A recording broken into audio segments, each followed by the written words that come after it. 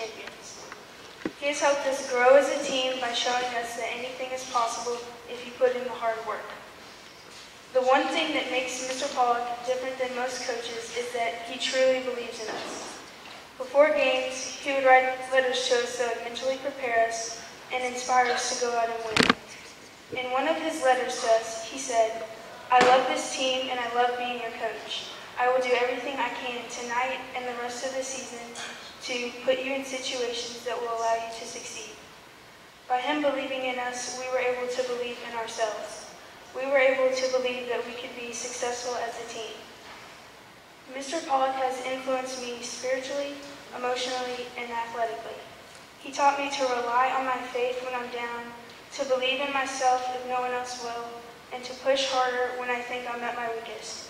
He has been one of the best basketball coaches I've ever had, and I am so blessed I've had the chance to play for him. In the wise words of Timmy P himself, #do work.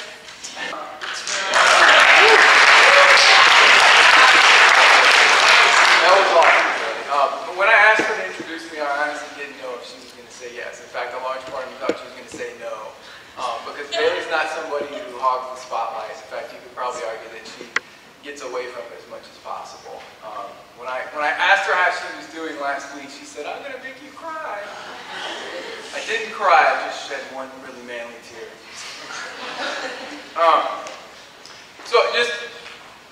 Bailey, this is going to sound cheesy. I've been your teacher and your coach, and I've been proud of you a lot, but today is probably right at the top. So I'm honored that you introduced me.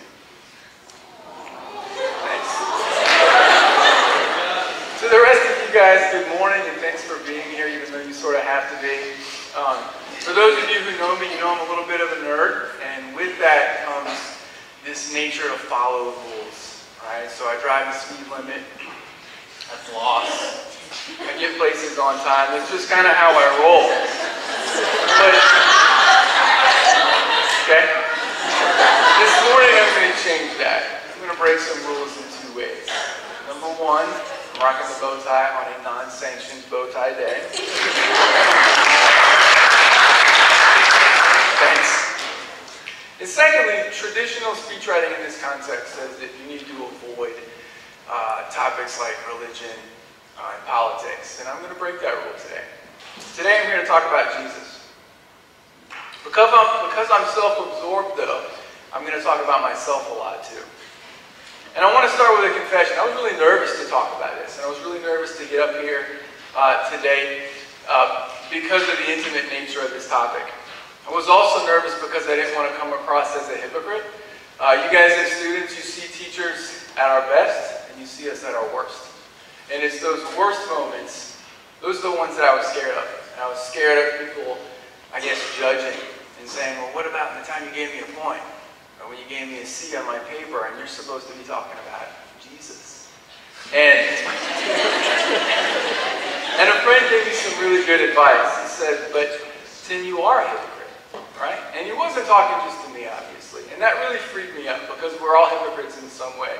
And so I ask that you hear the speech not in a listen to me and get Jesus and be like me because I'm awesome, but rather an advice from one hypocrite to the next.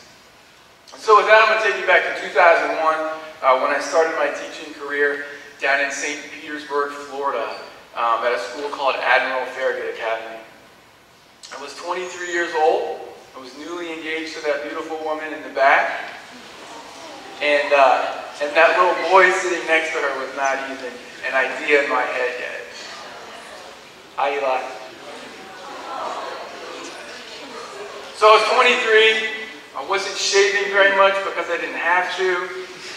I was thinner, fewer wrinkles, probably taller and funnier. And I had that unfortunate trait that some people do in their mid-20s, is that I looked like I was 17. And so I was really excited to start my first job ever. And ever since I was a senior in high school, I knew I wanted to be a teacher. And so I didn't care what it was, I just wanted to be in the classroom. And so the school recognized that, and they gave me a few assignments that year. So my first assignment was I was going to be an English teacher, obviously. I was going to teach 7th and 8th grade, and I was excited. JV football coach. I watched the Gators every weekend, so I figured how hard it's going to be. I was going to be a yearbook sponsor, which if you've never done a yearbook, that's a big deal, right? It takes a lot of time. You have to like take pictures and things. And then because this was a boarding school, I was going to be a dorm parent. And the way they did dorm assignments is that you were on duty every third day. So it was a lot of work. And the thing that changed my life is the last assignment, which was head coach of the girls varsity basketball team. I didn't know how life-changing it was going to be until the end of the season. And I'll get to that in just a second. And so the school was a little bit different. They didn't give me any assistance until I finally went out and hired a young and up-and-coming coach with a knack for numbers by the name of Joel Morris. Yes, it is true. Joel Morris and I were on the same staff 12 years ago in St. Petersburg, Florida. And so to put this into context, you guys may remember that 2001 was 9/11. And so I'm standing there 3 weeks into my first job in front of a class, and I'm wearing a military uniform because it's a military school.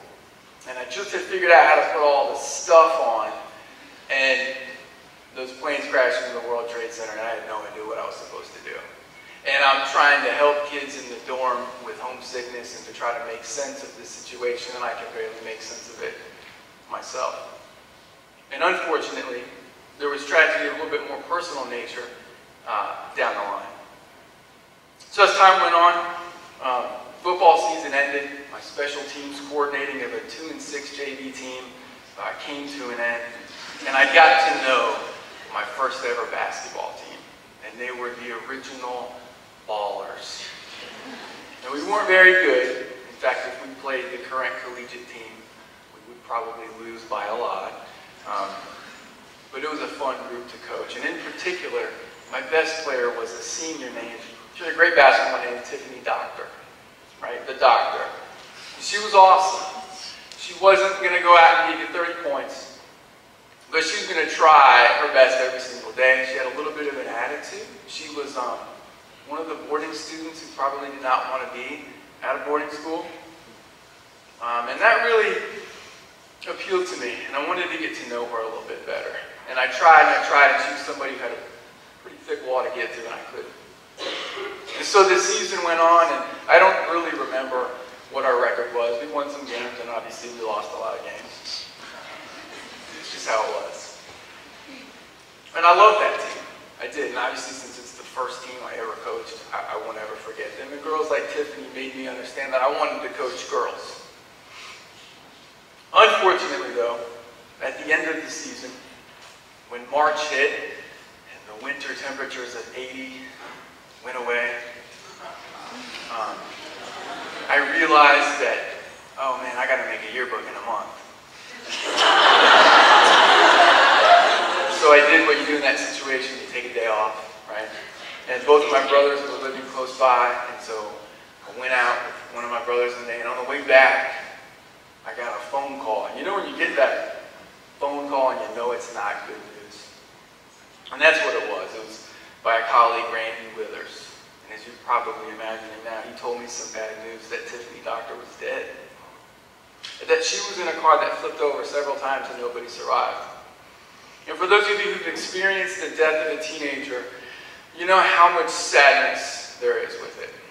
Right? And there's sadness with any death, but in particular, in a school setting where you see that empty desk, the undisturbed locker, or in this case, a missing roommate, it was a stark reality to teenagers that they weren't invincible. And when I came back to campus, it was a terrible scene of kids sobbing uncontrollably. And it was terrible. And it wasn't anywhere near the sadness that I felt 2 days later, when as I was preparing comments for her memorial, that I realized, looking through the pictures and things, that she was a Christian and that I had no idea. And that in all the time that we had spent together, I had never once shared with her the most important part of my life, that we were brother and sister in Christ. And I felt such a sense of shame and embarrassment. And so that moment changed me. I didn't go out and become a street preacher, but I started to see the big picture. And so my challenge for you guys today is twofold. Number one, as the girls coach here, I got into the habit of having them just take 30 seconds before a game to acknowledge something or someone else. And I'm going to encourage you guys sometime to take 30 seconds. To not allow tragedy to dictate your thinking. Because spoiler alert, guys, tragedy is going to affect all of us, whether it's tomorrow or in 20 years. And so I encourage you to find a way to be able to cope with that tragedy. I mentioned at the outset of this that there's this hypocritical part of my faith that wants to do wrong or to emphasize those worst moments. But there's also a beautiful part. And that is, at the end of the day, all my junk and weirdness and hypocrisy, I can take it to the feet of my Savior. And He promises to free me of that burden. And that's beautiful and that's powerful.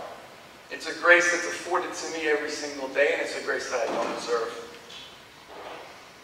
And secondly, I ask that you guys share what's important to you, to share who you are, to tell the people close to you that you love them, to not allow your fear of man to be greater than your fear of God.